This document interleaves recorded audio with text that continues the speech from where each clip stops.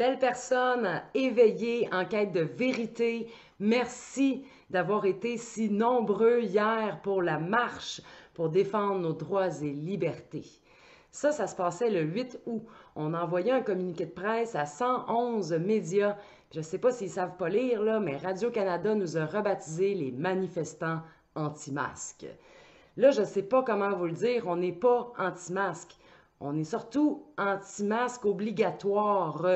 Hein? Et surtout plus des pro-liberté. C'est ça qu'on est. On veut avoir le choix d'utiliser notre cerveau, notre gros bon sens, pour savoir si oui ou non on doit porter le masque.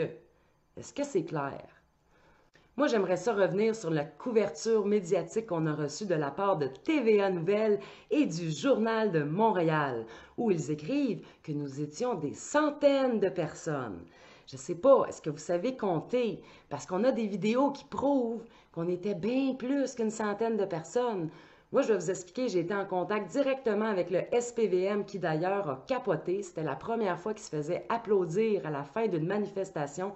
On leur envoyait de l'amour tout le long. La police qui nous explique que sur les feux de circulation, il y a des petits capteurs, hein, puis qu'eux mesurent une personne par mètre carré. Et avec cette méthodologie, ils en ont conclu qu'on était 10 000. Fait que nous autres, on se garde une petite gêne parce que c'est pas notre but de faire comme le gouvernement et de gonfler les chiffres. Hein. Vive la désinformation, hein, c'est ce qu'on dénonce. Alors, il y a une belle preuve que ce matin, quand je me suis levée et que j'ai vu TVA Nouvelles, Journal de Montréal, Radio-Canada et la presse qui, je cite, ta minute, écoute ça, c'est débile. La presse, complètement dans le champ, qui écrit « Manifestation partout au pays pour réunir les familles séparées par la COVID-19 ». Là, je continue, c'est marqué « Une centaine de manifestants ». OK, nous autres, on était 10 000, mais pourquoi en parler, n'est-ce pas? Mieux vaut parler des familles séparées par la COVID-19. Tant qu'à être dans le champ, je vais vous citer, hein, dans l'article de Radio-Canada, il y a Pascal Lapointe, un spécialiste en désinformation. Ça, c'est pas moi qui l'invente, là, c'est vraiment marqué noir sur blanc, c'est son titre. Alors, il l'incarne très bien, ce titre, en disant « Ils sont pas juste anti-masques, ils sont en général anti-autre chose. » Wouh! Fait que je vous ai vu hier, puis je sais que vous aussi, vous avez une tête ses épaules, puis le cœur à bonne place, puis qu'on est capable de voir la réalité, de voir plus loin que le bout de son nez, de voir que nos médias nous mentent. C'est pas compliqué. Si vous êtes comme moi, ben vous en avez aussi sûrement pas mal plein votre casse de vous faire traiter de récalcitrant, contrevenant, conspirationniste sans cœur, égoïste. J'ai même entendu psychopathe à la radio. Depuis quand c'est con de se poser des questions? Depuis quand il faut être un scientifique ou un médecin pour avoir une opinion, pour être capable d'utiliser le cerveau qui nous a été donné pour faire des recherches puis arriver à une conclusion différente? Parce qu'il y en a des études scientifiques qui prouvent que le masque à l'ensemble de la population, ce n'est pas efficace. Mais c'est pas ça que TVA Nouvelles va vous présenter. Je vais prendre des sources qui sont peut-être un peu plus crédibles pour la majorité d'entre vous, hein, qui croyaient que le petit masque en papier sauve des vies. Alors, il y a l'OMS qui, en 2017, déclarait que la grippe tuait jusqu'à 650 000 personnes. Il était où votre masque les années précédentes? Puis là, ceux qui nous traitent de tueurs m'écrivent « Ouais, mais là, on est rendu presque à 720 000 décès. » Oui, mais en 2017, on était 7,5 milliards. Et là, en 2020, il y a 1 milliard de plus de personnes sur notre planète. Fait qu'est-ce que ça fait du sens pour vous qu'on arrive à plus ou moins 100 000 décès de plus?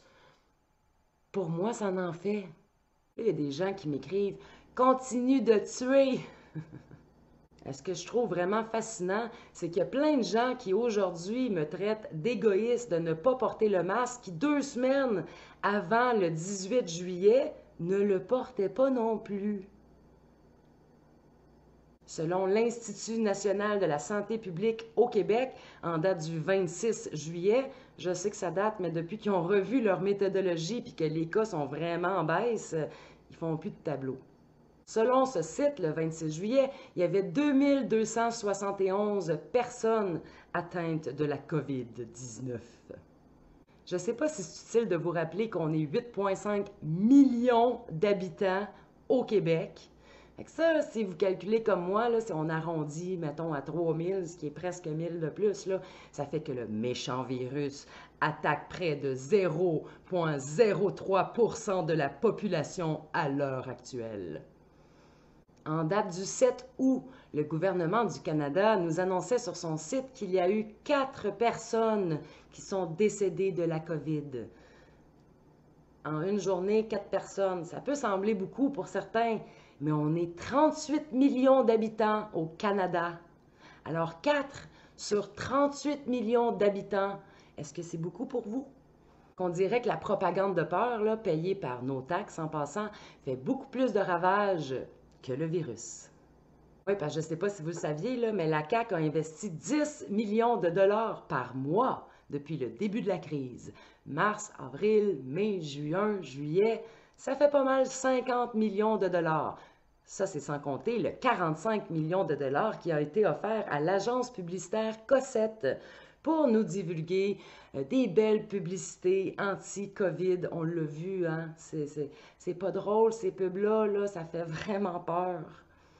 Moi, je me dis que cet argent-là, près de 100 millions de dollars, aurait peut-être été mieux investi directement dans les CHSLD ou dans le salaire du personnel hospitalier, tu sais, ces fameux anges gardiens. Ceux-là même qui se plaignent que leur convention collective vaut pas de la merde. Moi, j'ai travaillé au CHUM, là, et je le confirme, on est sous-payé. On peut aller aussi sur le site du gouvernement du Québec qui nous informe que les jeunes de moins de 20 ans ont 0,0% de risque de mourir de la COVID. Mais ça ne les arrêtera pas à obliger les jeunes de 12 ans à porter un masque 8 heures par jour pendant qu'ils vont aller à l'école. Ils vont même plus loin à recommander fortement le port du masque aux enfants de 2 ans. Ça me fend le cœur aussi, ça me fend le cœur. C'est à se demander c'est qui les psychopathes et les têtes en l'air, hein? C'est pas nous autres certains. Puis là, il y a des gens qui me disent oui, mais Mel, la science. Oui, la science, là, observe toujours les deux côtés. C'est drôle, hein? Il y a juste les études qui vont dans le sens du narratif principal qui vous sont présentées dans les médias. Puis j'aimerais ça vous dire, la science, là, malheureusement, ce n'est pas le seul domaine au monde où la corruption n'existe pas. On l'a vu avec la belle étude scientifique parue dans la revue scientifique de l'Lancet, où 3 scientifiques qui ont participé à l'étude se sont, comme par hasard, rétractés. Ils ont dû voir que c'était peut-être un peu biaisé. Mais c'est pas grave, on continue de nous parler du vaccin.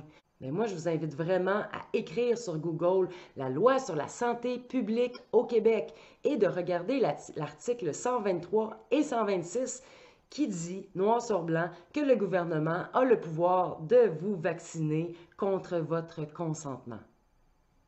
Là, après la petite danse ratée de Arruda, hein, il y a maintenant la ministre Guilbeault qui essaie de nous faire peur devant des chars de police blindés. Elle nous dit qu'il y a plus de 100 cas actifs par jour de la COVID. Mais tu sais, plus de tests égale plus de cas. Puis quand on sait que le test de dépistage n'est pas exclusif à la COVID, ben c'est facile de déclarer des personnes positives qui sont pourtant en parfaite santé. Là, je vais finir avec le truc qui m'énerve le plus, c'est-à-dire ce super vendeur d'ordinateurs qui règne sur l'OMS, donc sur le Québec en ce moment. Alors lui qui n'est ni scientifique et ni médecin, mais un sacré bon philanthrope, n'est-ce pas? Alors Bill Gates, pendant qu'on met la lumière sur les vaccins, le danger de la COVID, la propagande payée à coups de millions, on oublie de parler des dommages collatéraux. Alors ceux qui nous traitent d'égoïstes, écoutez bien ça. Le taux de suicide est en hausse, le taux d'overdose est en hausse, le taux de séparation et de divorce est en hausse. Il y a du monde qui allait super bien en janvier qui sont maintenant en dépression totale à cause des mesures générées par notre gouvernement. Il y a 18 000 PME qui risquent de faire faillite en septembre. Ça, c'est 3 fois plus que le nombre de morts COVID sans autopsie d'ailleurs, où tout le monde était COVID, où est-ce que la grippe avait disparu et la pneumonie aussi. Il y a des gens qui ont tellement peur de pogner le virus qu'ils vont abandonner leurs animaux domestiques. Donc, il y a aussi une hausse d'abandon d'animaux. Puis là, c'est sans parler de la pollution. Hein, je trouve plus de masques par terre que de gobelets de Tim Hortons. Si vous voulez vous mettre un masque d'en face, c'est-tu possible de le mettre à la poubelle après? Et aussi les opérations importantes qui ont été repoussées pour rien. Fait que c'est qui les égoïstes? C'est qui les sans-cœur? Je me le demande, parce que c'est certainement pas nous autres qui voyons clair dans tous ces dommages collatéraux. Et je vous le rappelle, là, c'est pas un sprint, c'est un marathon. Donc, vous avez le temps de développer un argumentaire solide. Sortez les chiffres, les tableaux, les statistiques. Allez vérifier des sources sur le site du gouvernement, sur le site de l'Institut national de la santé publique. Les chiffres sont là, ils parlent d'eux-mêmes.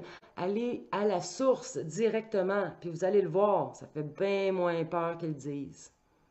Merci d'être là, belle personne éveillée. Puis, tu sais, si on continue de sortir des chiffres puis d'être intelligent, ben on va peut-être finir par convaincre ceux qui savent juste nous insulter. J'aimerais juste ça finir, c'est parce que, tu sais, les médias en parlent pas, là, mais ils nous traitent d'idiots, puis de tout ça, puis on est donc ben des pas fins de pas vouloir porter le masque. C'est parce que je trouve ça tellement incohérent, tu sais. Ceux qui sont pro-masque et qui portent le masque pour les autres, pour protéger leurs prochains, me disent à moi: j'espère que tu vas mourir dans d'atroces souffrances de la COVID. Lili, c'est ça vos gros arguments de peur. Ben, ça marche pas. Ça me glisse sur le dos parce que pour chaque commentaire négatif que je reçois, j'en reçois 500 de positifs. À ces belles personnes-là qui m'insultent et qui me souhaitent de mourir parce qu'ils ont les autres à cœur, je vous souhaite un gros char d'amour. Mouah!